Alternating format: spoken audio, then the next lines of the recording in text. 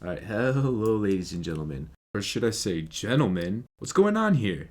My name is Angel, and welcome back. For some of you, welcome to the channel. So, I just finished recording the last video I did, the Jake Paul versus Nate Diaz announcement, and if you watch that video, you can tell I was a little upset. And yeah, in that video, I said at the end that I was gonna make this video talking about why KSI is going to beat Jake Paul if they fight. And I know once you read this title, you probably clicked on it to comment, "Oh, you're just a KSI fanboy. You're a KSI meat writer. You have KSI's meat in your mouth." And to that, I say, I'm good. I love KSI. That's my guy. Yeah, I'm gonna hit you with some logic and some facts. Show you why I personally feel like KSI would beat Jake Paul if they fought. So let's do that. All right, so we've seen in like every single fight Jake Paul's been in, when he gets pressured, he doesn't know what to do. He pedals backwards and he spams his overhand. That's literally it. And he's not even accurate. Landing this overhand right. And that's Jake Paul at that point.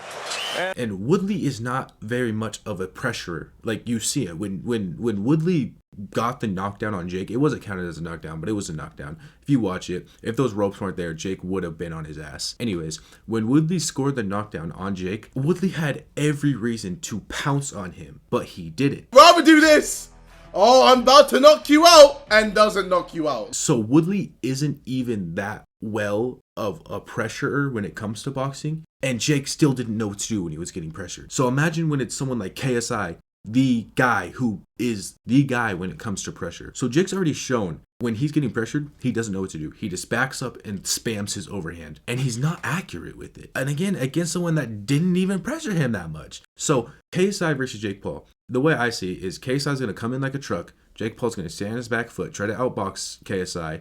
KSI's going to eat all of his punches because it takes a lot to take KSI down. A lot of people would disagree. They're like, oh, he got dropped by Logan. If you watch that fight, Logan hit him with a nice uppercut the first time, and KSI was still moving forward. And then when Logan hit him again, that's when KSI dropped. So he ate the first uppercut, and then he got dropped on the second one. Like, KSI's proved that he can eat shots, and I don't think Jake hits harder than Logan. I think Jake's a better boxer for sure. I think Jake would beat Logan for sure. But I think if you put Jake versus Logan in like a punching competition, I think Logan hits harder than Jake. So yeah, Jake's just gonna stay on his back foot, try to outbox KSI. KSI's gonna eat a whole bunch of punches. Jake's gonna spam his overhand. He's gonna miss it. I think KSI is gonna get a knockout. I truly think that's what's gonna happen if they fight. Yeah, that's pretty much it. I don't know if you were expecting some mathematics or science on why KSI was going to beat him. If you looked at my GPA back when I was in school, you'd understand why there was no math or science in this video. It was just logic and